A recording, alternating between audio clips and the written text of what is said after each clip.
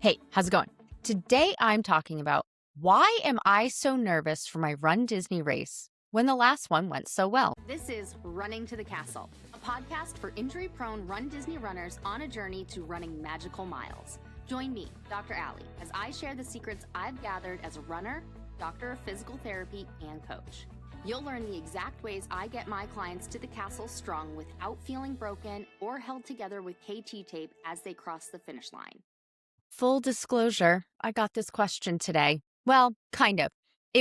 I got a comment from a client, hi, that inspired this episode. Now, I have no idea if this is actually why this person is nervous for this race, but it got me thinking because this happens a lot, right? You train for a Run Disney race, you do everything leading up to it, and the race goes great. Woohoo! We celebrate, right? Then it comes time for the next race, and all of a sudden you are a bundle of nerves. What the heck is going on? You've crossed the finish line. You've proved that you can do it in the past race. Maybe you hit a PR. Maybe you hit a time goal. Maybe you hit some other kind of goal, like you got all the character stops you wanted without getting swept.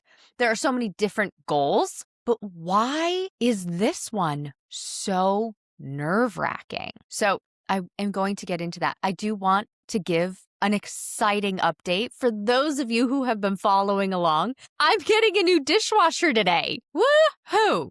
For anybody who is new, this dishwasher saga is so annoying. So moved into our brand new home in October. Like, we're talking first people living here. All of the appliances are brand new.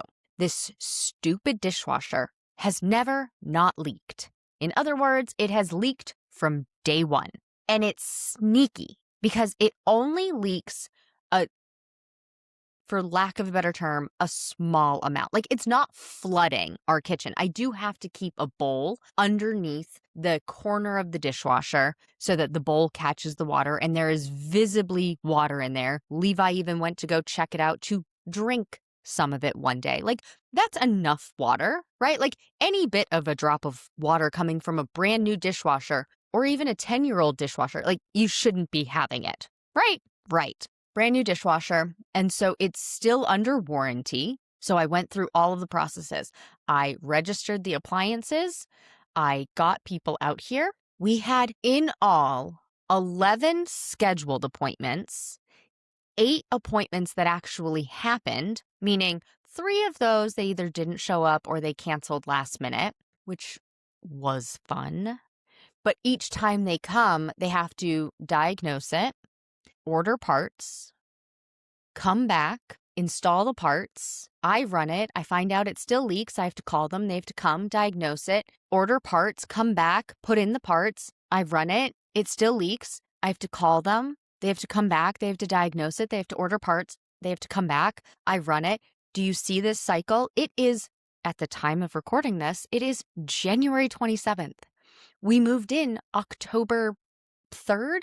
Mean Girls Day, Taylor Swift Day, for all of those who celebrate. The dishwasher has leaked since then, and I've been contacting them since just around then. Now, we didn't notice it the very first day.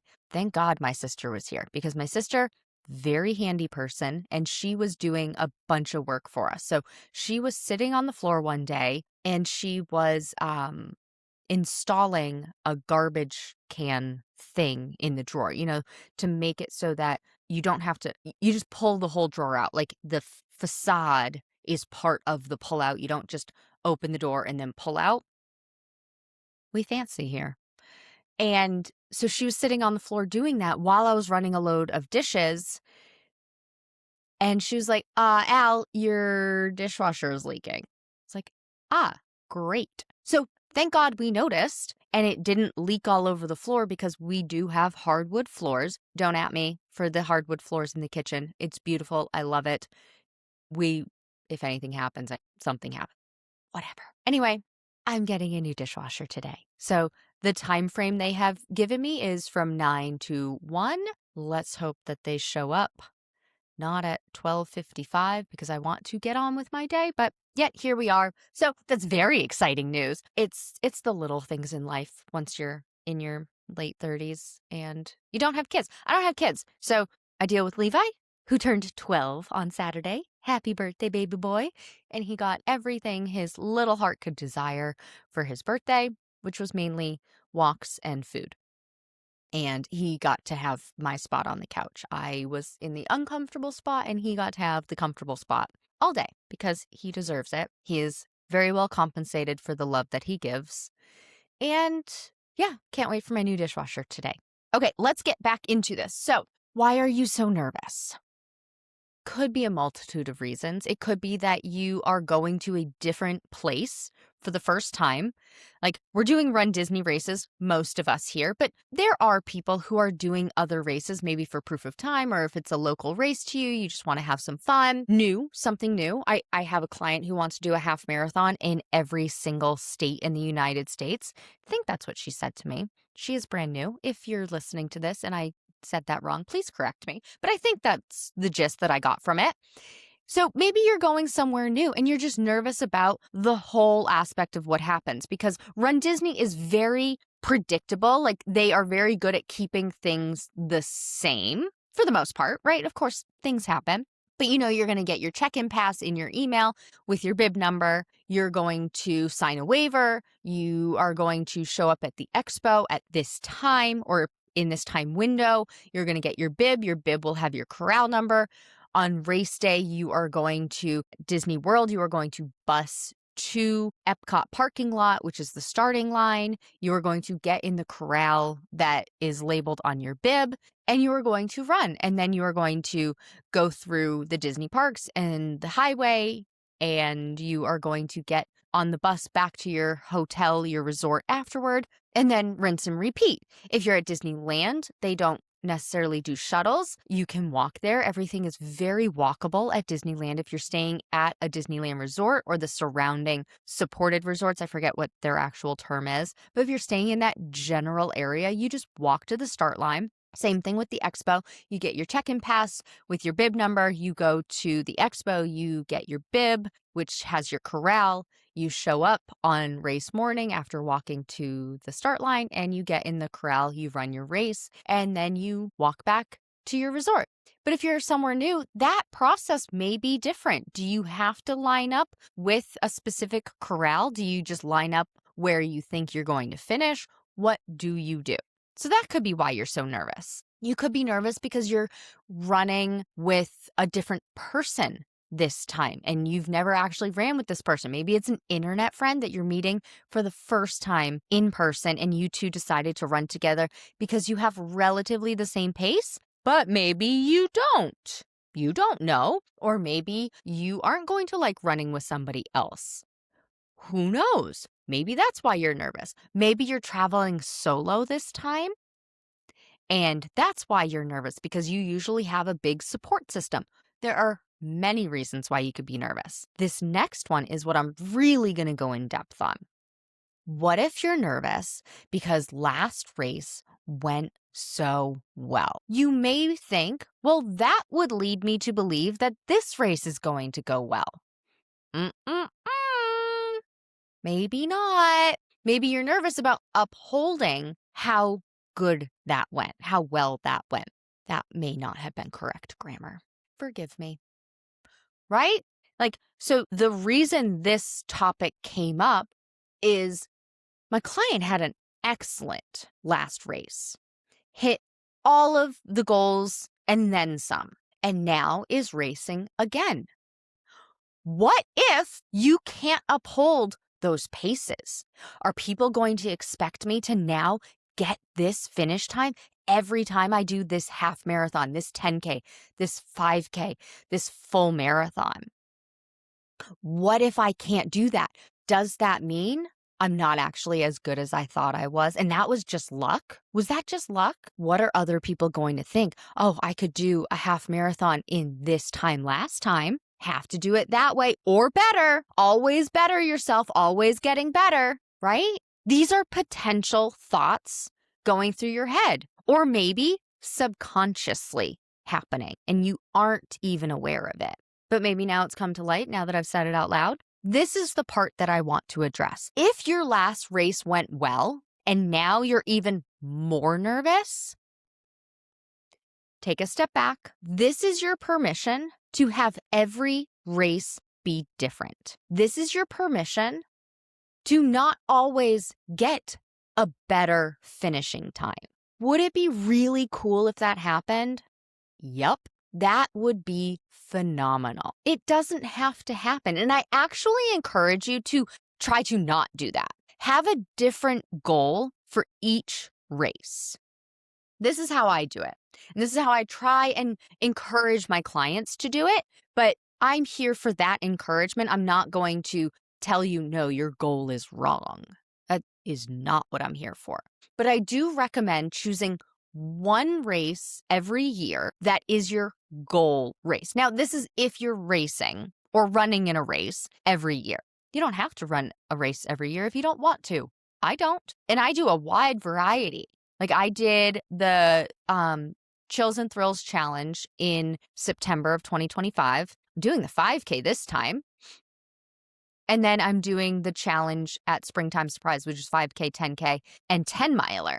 There's not another half marathon in sight. Do what you want to do.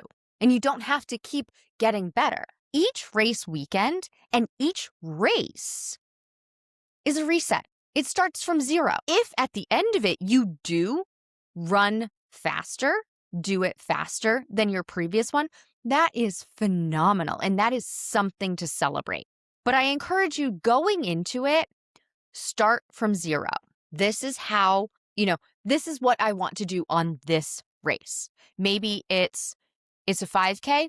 My goal is to walk the whole thing and get as many character stops as I can, with the primary character stop as X person, right? That's actually how I'm going into this 5K. My goal is to pace walk it. So keeping up with Balloon Lady pace or faster from whatever corral I start in, get as many character stops as I can with the goal of Joy, because she is the theme. I am dressing up as Joy. If you've been around for any length of time, Joy, Minnie Mouse, and Olaf are three of my favorite characters. I also really like Belle, Provincial Belle. So when I see them, I want photos with them. That's my goal for the 5K. I haven't set any goals for Springtime Surprise yet. Probably won't set them until April 1st or so. But if your race went really well last time and you're feeling like, oh, I have to do better again, especially if the last race